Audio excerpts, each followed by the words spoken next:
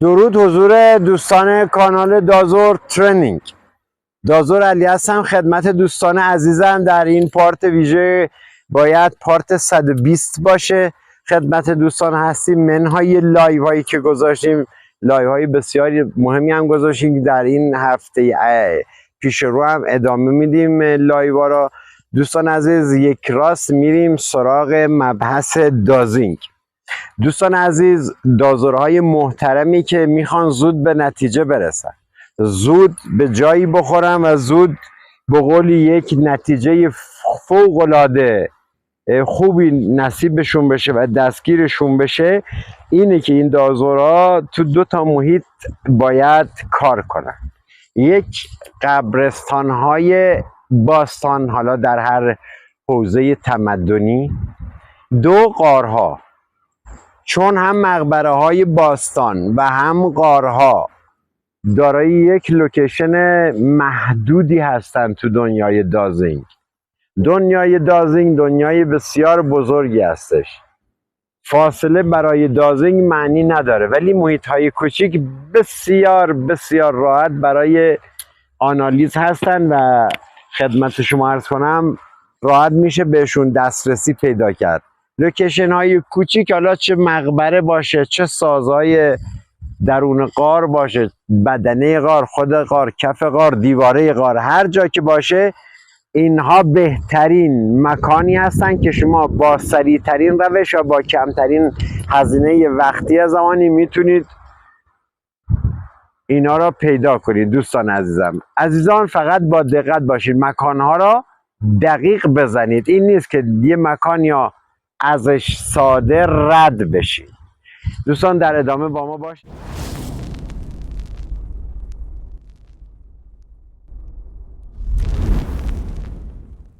دوستان عزیزم که عرض کنم، یک مبحثی که اینجا وجود داره و یک تکنیکی کار باید خدمتتون عرض کنم. دو تا ابزار یعنی لازمه همراهیتون هست با دازینگ که همیشه باتون باشه برای تمیز کردن پایه ها و این زاویه. از دوستان خواهش میکنم بیاد جلوتر که بتونه زوم کنه بگیره اینا را. ببین، ما این 7 سانت آنتنای خروجی که وارد پایه میشن، اینا رو باید قبل از کارمون یه تستی بذاریم. روی انگشت شستتون قرارشون میدین به همین راحتی. ببین، نباید هیچ کدوم خمیدگی به سمتی داشته باشن، یعنی دوتاش باید در یک راستا باشن. چنانچه این دوتا ورودی 7 سانتی که وارد پایه دازینگ میشن به سمتی متمایل باشن، باعث استکاک میشه و باعث میشه که دستگاه به صورت ناخودآگاه دچار ضریب خطا و اشتباهات محاسباتی بشه. دوستان عزیزم، مکانهای باستانی حالا هر جا هستین، ما امروز استثنا اومدیم کنار یک رودخونه خشک شده و دیوارهایی به جا مونده از باستان که در اینجا زیاد هستش، که اینا هر کدوم گویای یک تمدن و دنیایی از باستان، داستانهایی از دنیای باستان پشت اینا نهفته است.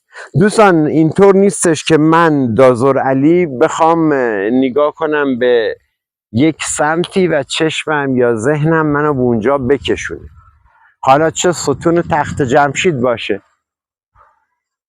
یا اصلا یه چیز طبیعی باشه. حالا ما نمیگیم کاخ آکروپولیس یونان یا تخت جمشید خودمون، هیچ، اصلا یک فرو رفتگی در یه جایی به صورت تصادفی شما با چشماتون دیدید. یک فرو رفتگی 2 در 2، 1.5 در 1.5، 3 در 3، حالا ابعاد ریاضیش هرچی باشه اشکال نداره. یه فرو رفتگی که ما ببینیم در چنین جایی، بلافاصله ذهن یک آدمی که تخصص دازینگ زدن نداشته باشه و دازور مسلطی نباشه، ذهنش مستقیم تصمیم آخر کار اول کار میگیره، میگه بله جنس همینجاست، اشیا همینجاست که فرو رفتگی اتفاق افتاده. حالا این فرو رفتگی شاید دلیل شکست یک ورودی باشه که منتهی به یک تونل میشه، یا یک اتاقکیه اشیا در جای دیگهش پنهون شدن، در 2 متر 10 متر این ور اون پنهون شدن. پس بلا فاصله ذهن نباید پیش داوری کنه، ذهن نباید بلا فاصله قضاوت کنه و کار دازینگ اصلا به ذهن نسپارید. تمرین ذهنی انجام بدید، یعنی باید با بیخیالی کامل دست به دازینگ بشید، نه اینکه ذهن درگیر باشه یه سنگی دیدید فلان خط میخی روش هست بله این دیگه خودشه. نه این خودش نیست، اشتباه شما دازور هستش که اشتباهات محاسباتی دارید انجام میدید. خیلی راحت خدمتتون عرض کنم محیطا را با دقت ببینید، با دقت کاوش کنید و حوصله هم اول کاره. من گفتم تمرین تمرین تمرین مساوی است با موفقیت برای کشف اشیاء باستان در هر عمقی و در هر مکانی، چه صخره باشه چه خاکی باشه چه خاکی صخره‌ای باشه، یعنی در هر محیط.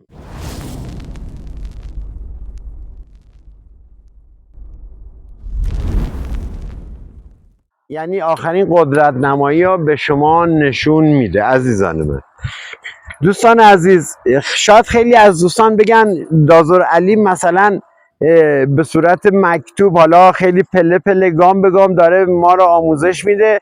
سوال پیش میاد برای بعضی از دوستان، پس ما باید حالا چیکار کنیم؟ دوست عزیزم، مثل اینه که من دارم شرایط تیراندازی ها توی یک کتاب برای شما توضیح میدم، چطوری گلوله گذاری کنید، چطوری شلیک کنید، چطوری به هدف بزنید و تمام اینا خلاصه تو کتاب اومده. ولی شما باید یه جای خودتون رو به چالش بکشید.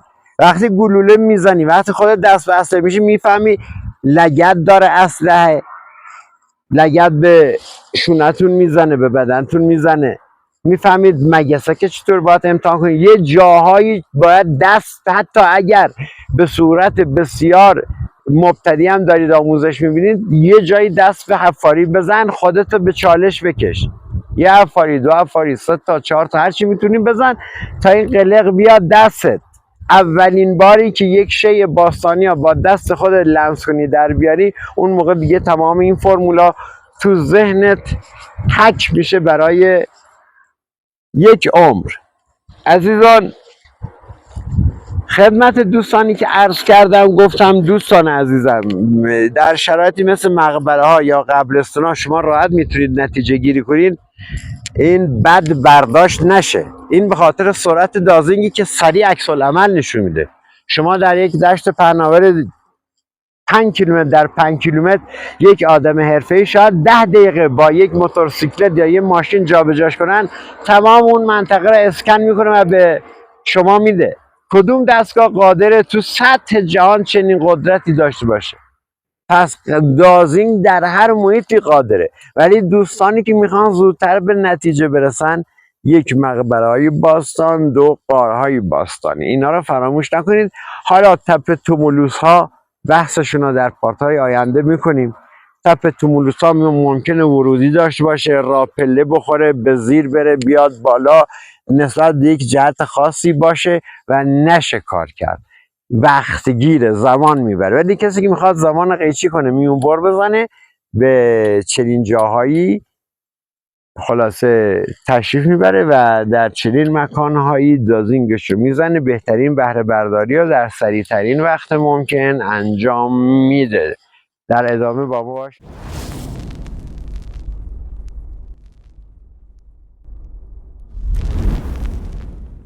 یک محیط یا ما داریم لوکیشنش رو به دست میاریم. ببین دوستان، این نکته حائز اهمیتیه برای افرادی که آنگیریشون بهتر بشه، بتونن یه سری اعدادی به دست بیارن، با توجه به میانگین این اعداد به یک نتیجه برسن. شما وقتی ابعاد یک نقطه لوکیشن یه جایی داری، الان من دارم میزنم، من یه لوکیشن اینجا زدم قفل شد، میشه دیواره غربی.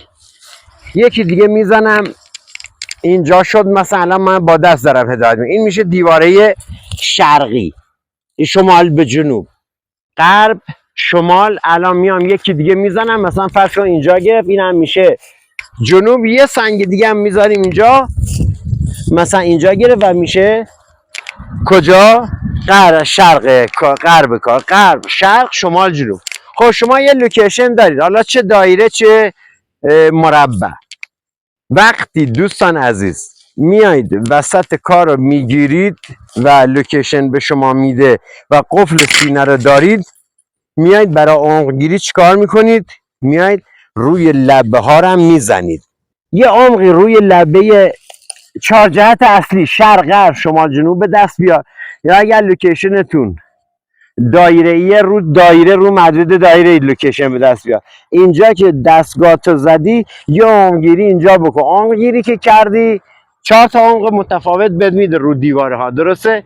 یه عمقگیری دیگه هم وسط کار انجام میدی. قطعا عمقگیری وسط کار خیلی از لحاظ تفاوت اعداد بیشتره، مثلا نسبی 4 تا دیواره خودشو بیشتر نشون میده. اینجا هم خودت میفهمی که واقعا یه دازور حرفه‌ای شدی، هم میدونی دقیق تر داری میزنی، هم میدونی حرفه‌ای تر شدی و داری گام به سوی حرفه‌ای گری برمیداری. از کوچکترین چیزا باید استفاده کرد. لوکیشن 4 تا دیواره را که گرفتی، 4 تا دیواره، لوکیشن 4 تا دیواره که گرفتی، قفلای اول، ضربه در اول، نه قفل سینه، ضربه در اول که به دست اومد، روی لبه ضربه درها شروع میکنی به عمقگیری کردن. 4 تا ضربه در به شما میده. حالا شمال جنوب غرب حالا بسته داره لوکیشنتون بی نظم باشه، مربع باشه، مستطیل باشه یا دایره. شما روی این لوکیشن که دارید میزنید با یک اعداد مختلفی روبرو میشید، کم و زیاده، مرکز فرق داره. خب این دیگه نشون دهنده اینه که شما واقعا داری رو نقطه زنی دقیق کار میکنید، چون جنوب با شمال متفاوته، شمال با غرب متفاوته. اینجا اعداد نشون میدن که دازوری که داره با دازین کار میکنه داره پله های ترقی ها پشت سر میذاره و بسیار حرفه‌ای میشه. اینو دوستان مد نظر داشته باشید. موضوع بعدی، شما وقتی هرچی لایه برداری کنید تو لوکیشنتون چنانچه دقیق در بیارید، هرچی لایه برداری کنید خاک لایه ها بیان بالا، شما قدرت و سرعتتون هم بهتر میشه. شما یعنی در اونجایی که دارید دستگاه میزنید چون دارید نزدیک به شی میشید، فاصله ها کمتر میشه، بافت خاک عوض میشه. اینا تمام تاثیر داره رو کار دازور باید یعنی هم چشمای تیزی داشته باشه، هم گوشای تیزی داشته باشه. و نکته مهم، ذهنش هم هیچ گونه تأثیری روی لوکیشن و روی اطراف نذاره. هیچ گونه به هیچ عنوان ذهن دازور نباید کوچکترین دخالتی روی لوکیشن ها داشته باشه. مبحث مقبره ها که لوکیشنشون معلومه.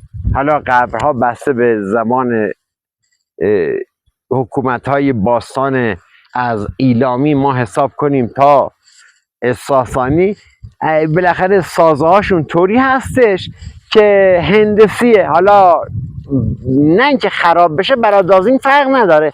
دازین اون ساختار اولیه‌ای که ردش به جا مونده براش مهمه، چون ساختار قبرهای باستان تقریبا هندسی هستش و 99% هندسی هستش.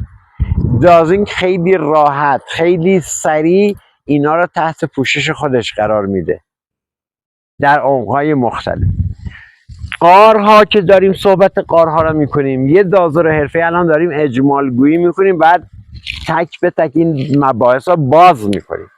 وقتی شما رفتین روی درون یک قاری دارید دازینگ میزنید، ممکنه شما از در ورودی قار شروع کنید به زدن که کار بسیار عالی هستش و بسیار کار خوبیه، و میبینی یکی خیلی آدم حرفه‌ای تره میره از سقف قار میزنه، یعنی روی سقف قار میزنه با کمترین آنتن و با صرف کمترین انرژی از بالای قار، چون مثل یک ساختمونه دیگه، مثل یک ساختمون حالا با یه زیربنای متفاوت، چون از بالا داره میزنه، هم شما ردیابیتون رو سریع انجام میدید، هم نقطه زنی ها سریع انجام میدید، هم عمقگیری ها. یعنی ولی وقتی ورودی قار بزرگ هستش، شما مجبورید درون قار چند تا آنتن بزنید، یکی مایل به دیوار سمت راست، یکی مایل به دیوار سمت چپ، یکی کف قار، بدنه غار و اینا که فرمولاشون متفاوته تا سقف غار که چطوری. ولی کسی که از بالا داره این آنتن میزنه یک راه میونبر انتخاب کرده. با توجه به این راه میونبری که این دازور حرفه‌ای به قولی اجرا میکنه، سریعترین نتیجه رو تو غار میگیره. چون غار گفتم وضعیتش چطوریه، وقتی از بالا بزنی در عین واحد هر سکار ردیابی، نقطه زنی و عمقگیری ها به یک صورت خیلی خیلی حرفه‌ای اونجا بهش میرسی و نتیجه بسیار بسیار قطعی هم بهت مید. این برای نکته ای از غارها. غارها دنیایی از نکات درونشون هست. ما الان درون یک بستر خشک رودخونه هستیم، منطقه باستانی هستش. سازهای باستانی همینطوری تو همین شیب تپه اگر دقت کنید بعضی از آثار جلوتر خودشون رو نمایون میکنن. حالا چیزایی که با چشم میشه دید ولی نمیشه تاییدیه کامل گرفت، باید با دازینگ تاییدیه کامل رو بگیرید و به نتیجه قطعی دوست عزیزم برسید. عزیزان، مبحث مقبره ها رو هم فراموش نکنید. مقبره ها وقتی شما دارید یک مقبره رو تخلیه میکنید، دارید یک مقبره رو روش کار میکنید و گام به گام دارید اینا رو خاکاش رو بیرون میدی، مواظب باش چیزی از زیر دستت خارج نشه. چون بعضی از سنگ‌های راف و سنگ‌های تراش خورده بعضی موقع درون قبرستونه، بعضی موقع سنگ مهمان و میزبان رو هم سواره. حالا عمدن جدا نکردن بنابر دلایل آیینی هرچی، این سنگ ها دوباره درون این مقبره هست. اینا رو میشه دید و برشون داشت. کوچکترین چیزی در محیطی که دارین خاک برداری میکنین زیر چشمتون رد نشه. به چه دلیل؟ به این دلیل که خدمت شما دوستان عرض کنم تمام این چیزا هم رنگ خاک میشن و عین خاک به قول رنگ خاک میگیرن و گذشت زمان اینا رو با طبیعت یکی میکنه. دوستان در ادامه با ما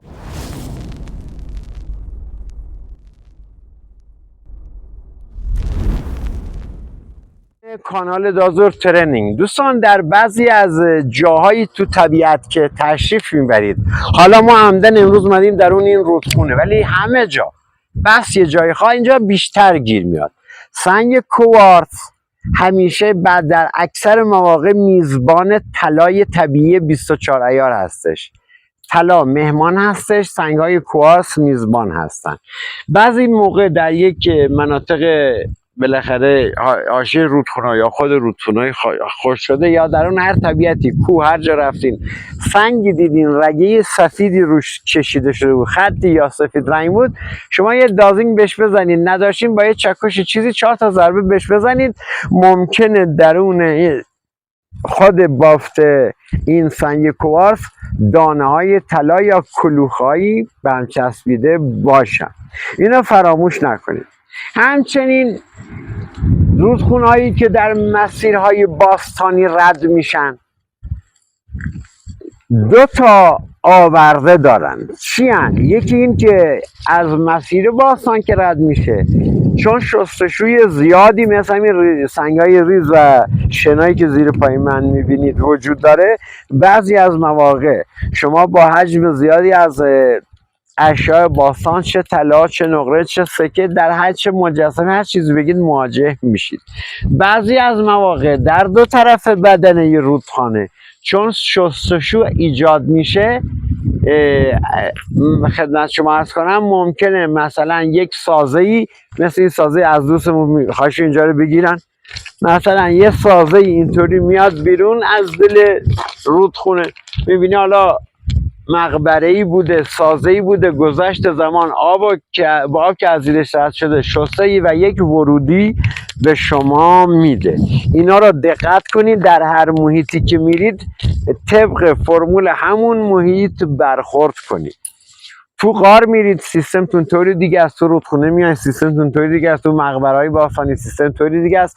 هر جایی که دارید دازینگ میزنید خودتون رو با شرایط همونجا وقف بدید. و عجله هم نکنید دوستان عزیز. من گفتم شما میتونید به صورت ایستاده، من الان همینجا میزنم ببینم تو شنا یا چیزی من میتونم همین یه طرفشو پیدا کنم یا نه. ببین چیزی به من نمیده، میتونم نشسته هم بزنم، یه آنتن میزنم، ببین در کمال آرامش، میگه چیزی نیست. خب طول عرض رودخونه همیشه طول زیاد عرض کمه. اکثر جاهایی که پیچ رودخونه هست یا به قولی یک مثل چیزا شنا یک جا جمع شدن سر پیچ، اونجا بهترین موقعیتی هستش که شما بتونید دستگاه بزنید یا شاید هم به اشیاء گم شده به قولی که به همراه با آب اومدن برخورد کنید، شاید هم به سازه‌های درون دیوارهای اطراف رودخونه. فقط تنها چیزی که نباید فراموش کنید، شاید شما به یه سنگی خورده، حالا سنگ بستگی داره بزرگ باشه کوچیک باشه هرچی باشه، فرض کن یک رگه سفیدی روی این سنگ رد شده مثل یه خط سفید، این سنگ یا ارزش هم شکستن داره هم ارزش داره، بذاریش زیر پات یه دستگاه دازینگ بزن. دستگاه دازینگ فلزیابای معمول بازار که نیستش. دستگاه دازینگ فلزات باستان ردشون میزنه، فلزات گرانبهای باستان، طلا، نقره، هفت‌جوش، مفرق و در مواقعی هم پلاتین، حالا منهای معدن. ما همینجا که الان داریم کار میکنیم ببین به صورت تصادفی یه تیکه سیم اصلا درون این رودخونه هست، اینهاش یه تیکه سیمه، ولی من دارم با نقره میزنم. وقتی من با نقره میزنم کاری نداره به این آهنالات به در نخور یا فلزات مزاحم. حالا هر فلزیابی باشه باید روی این یه واکنشی نشون بده. دستگاه دازینگ ساخته شده برای اعماق زیاد و دنیای باستان. دازینگ کاری به فلزات به در نخور و سطحی به در نخور نداره، اینا رو همه رو رد میکنه، چیزی که در توان هیچ دستگاهی نیست. هر فلز به در نخوری هم تو عمقم فرو رفته باشه بازم برای دازینگ مهم نیست. فلزات با ارزش دازینگ ردشون رو میزنه و انرژی فلزات با ارزش میگیره که شما هم از نقره باستان، هم از طلای 24 ایار تا 18 ایار، هم از مفرق، هم از هفت‌جوش میتونید استفاده کنید. ولی استفاده از هفت‌جوش چون 7 فلز مختلف با 13% مخلوط، 13% فلز مختلف هستش، 13% طلا داره، 13% نقره داره، پس نیازی به زدن خوراک هفت‌جوش نیست، چون شما با طلا بزنید میتونید هفت‌جوش رو پیدا کنید، با نقره هم بزنید میتونید هفت‌جوش رو پیدا کنید. اینا رو هم دوستان به ذهنتون بسپرید، نکات کلیدی هستن. الکی بعضی از دوستان دنبال خوراک هفت‌جوش میگردن، فراوون هستش، ولی خب وقتی شما عیناً دارین با نقره و طلا کار میکنین دیگه نیازی به چنین فلزاتی ندارید. دوستان عزیزان نکات کلیدی است. دنیای باستان دنیای بسیار ناشناخته هستش. من در یکی از حفاری‌ها به یک شیء عجیبی برخورد کردم که شاید اولین بار تو سطح جهان چنین چیزی وجود داشته باشه. من به یک شیئی برخورد کردم که جنس پایش در کل نقره است، ولی پاتیلی که روش نشسته بود اصلا نه مثل نقره بود، نه مثل هفت‌جوش بود، نه مثل خدمت شما عرض کنم مفرق بود، نه سیاه شده بود، نه سبز لجنی شده بود، نه سیاه دودی شده بود، اصلا یک رنگ عجیبی به خودش گرفته بود که من وقتی اینا تخصصی مورد آزمایش قرار دادم دیدم به خاطر رطوبت بالا و اون معمار باستان، اون معماری که این مجسمه را چطوری تراش داده با دنیایی از تکنیک های عجیب و غریبی که در ذهن هیچ شاید بیننده ای نگنجه، روی خود مجسمه 13-14 سانتی به وزن 470-80 گرم یک لایه سرب کشیده بودن. حالا میپرسید چرا لایه سرب کشیده بودن؟ مثل ایزوگامای روی سقف پشت بوم یا مثل ضد زنگ هایی که به درا میزنن، رنگی که به در و پنجره میزنن در سالهای جلوتر که اینا دچار خوردگی نشن، یک لایه ضد رطوبته، چون قوام و دوام و از هم گسیختگی فلز سرب زیاد، دوام زیادی داره، در هر شرایطی فرسوده نمیشه. اینو به عنوان یک روکش روی این مجسمه به قطر شاید 2 میل کشیده بودن که اصلا باعث تعجب خود من و بخصوص باستانشناسا شد که چطوری چنین تکنیکایی در باستان در زمان ایلام 600 سال قبل از تا 1000 سال قبل از حکومت هخامنش چطوری چنین تکنیکی رو تونستن بزنن. شی متعلق به اواخر ایلام بوده، متعلق به 3200 سال پیش بوده، ولی لایه هایی که روش به کار بردن چون بعضی از قسمتاش پریده بود، ما تونستیم اینا با خوراک نقره بگیریم به اضافه چیزهای دیگه. میگم دنیای باستان دنیای ناشناخته‌ای هستش، باید طبق فرمول گام به گام باهاش جلو برید تا یاد بگیرید. خوراکتون همیشه تمیز باشه. یه انگشتر یه حلقه رو از دست دوستتون فوری نگیرید بکنید دست خودتون رو شروع کنید. این حلقه اول باید تمیز بشه، پایه ها باید تمیز بشه. بهترین چیزی که شما بتونید سوراخ‌های درون خود پایه ها رو تمیز کنید خلال دندون هستش. یه بسته خلال دندون بگیر بذار تو کیف حملت.